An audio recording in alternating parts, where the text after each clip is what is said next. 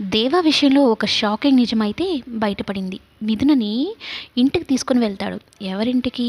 మిథున వాళ్ళ ఇంటికి తీసుకొని వెళ్తాడు. ఇదేంటి ఇక్కడికి తీసుకొచ్చావు? నాకు ఇక్కడ ఉండడం ఇష్టం లేదు. నువ్వెక్కడ ఉంటే నేను అక్కడే ఉంటానని మిథున మొత్తుకుంటున్నా కూడా వినిపించుకోడనమాట. ఇంట్లో అందరిని పిలిచి, మీ అందరికి ఒక దండం, శతకోటి వందనాలు. నా నెత్తి మీద నుంచి ఈ గుదిబండని దించేసేయండి. మీరు కేసులు పెట్టడం, ఈమె నన్ను విడిపించడం, ఏదో త్యాగం చేసేసినట్టు బిల్డప్లు ఇవ్వడం, ఇవన్నీ నాకొద్దు. లెక్కకు లెక్క సరిపోయింది. మీరు నన్ను స్టేషన్లో పెట్టించారు, కొట్టించారు, మళ్ళీ ఈవిడ తీసుకొని వచ్చింది, ఇదంతా వదిలేసేయండి. ఈవిడ వల్ల మా ఇంట్లో వాళ్ళు చాలా ఇబ్బంది పడుతున్నారు. ప్లీజ్ అండి, మీ అమ్మాయిని మీ దగ్గరే ఉంచుకోండి అని చెప్పని వదిలేసి బతిమలాడుకుంటాడనమాట. ఇక నన్ను వదిలేసేయండి, ఈ అల్పజీవి మీద మీ ఈ బలాలు నా మీద ప్రయోగించకండి, నన్ను ఇలా వదిలేసేయండి, నేను తప్పు చేశానని ఒప్పుకుంటున్నాను, కానీ మీ అమ్మాయిని మాత్రం మీ దగ్గర పెట్టుకోండి, ఇన్ని రోజులు అనుభవించిన టార్చర్ నాకు చాలు అంటూ మిథునని తిడుతూ చెప్తాడనమాట. అలా మిథునని తిడుతూ ఉంటే హరివర్ధన్కి రక్తం మరిగిపోతూ ఉంటుంది. నా కళ్ళ ముందే నా కూతురుని తిడతావా అన్నట్టు కోపంగా చూస్తూ ఉంటాడనమాట. నా బాధను కూడా అర్థం చేసుకోండి, మా ఫ్యామిలీ చాలా ఇబ్బంది పడుతూ ఉంది. నా వల్ల ఇప్పటికీ మా ఫ్యామిలీ చాలా అవమానాలు, ఇబ్బందులు పడుతున్నారు.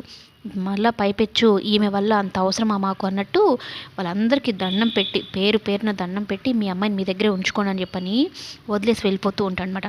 మిథున ఏం చేసినావు తెలుస్తుందా దేవా, ప్లీజ్ దేవా, నేను కూడా నీతోనే వస్తాను దేవా అంటూ ఉంటే మిథునకు కూడా దండం పెట్టి, చాలు నేను చేసిన తప్పుకి ఇప్పుడు నేను ప్రాయశ్చిత్తం చేసుకుంటున్నాను అన్నట్టే అనుకుంటున్నాను, నువ్వు మీ ఇంట్లో వాళ్ళతో హ్యాపీగా ఉండు, మరలా నా వెనకలనే వచ్చి నాకు ప్రాబ్లమ్స్ క్రియేట్ చేయకు అంటే, నా వల్ల నీకు ప్రాబ్లం అవుతుందా అంటే, నీ వల్లనే అవుతుంది ప్రాబ్లం. మీ ఇంట్లో వాళ్ళు నిన్ను వదులుకోలేక నానా రభస చేయడం, కేసులు పెట్టడం, ఇవన్నీ అవసరమా అంటూ వదిలేసి నిర్దాక్షిణ్యంగా వదిలేసి వచ్చేస్తాడనమాట.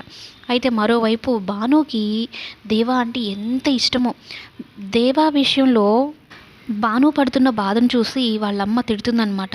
అదేంటమ్మా, ఒకప్పుడు నువ్వు దేవాన్ని పెళ్లి చేసుకొని ఒప్పుకున్నావు కదా అంటే, ఒకప్పుడు చదువుల్లో రారాజు, బుద్ధిమంతుడు, ఇప్పుడు రౌడీలాగా అయి ఉన్నాడు, తన చుట్టూ డేంజరే ఉంది, చూస్తూ చూస్తూ నా కూతుర్ని ఎలా ఇస్తాననుకుంటున్నావు అన్నట్టు తిడుతుందనమాట. దేవా నా ప్రాణం అంటే నువ్వు నా ప్రాణమే, చెప్పేది విను అని. దీన్ని బట్టి ఏమర్థమవుతుందంటే దేవా చాలా గుడ్ బాయ్ అనమాట. చదువుల్లో కానీ అన్నిట్లో క్యారెక్టర్ పరంగా అంతా మంచిగానే ఉండేవాడు. కానీ ఏదో ఒక ఇన్సిడెంట్, ఒక విషయం జరగడం వల్లనే ఇలా రౌడీలాగా మారాల్సి వచ్చింది అని అయితే అర్థమవుతుంది. కానీ ఆ ఇన్సిడెంట్ ఏంటి, ఎందుకు ఇలా మారాడు, అసలు దేవా అంత మంచిగా ఉన్న అబ్బాయి, చదువుల్లో కానీ ప్రతి క్యారెక్టర్లో కానీ అంత బాగున్న అబ్బాయి ఎందుకు ఇలా మారాడు అనేది మనం కమింగ్ ఎపిసోడ్స్లో చెప్పుకుందాం.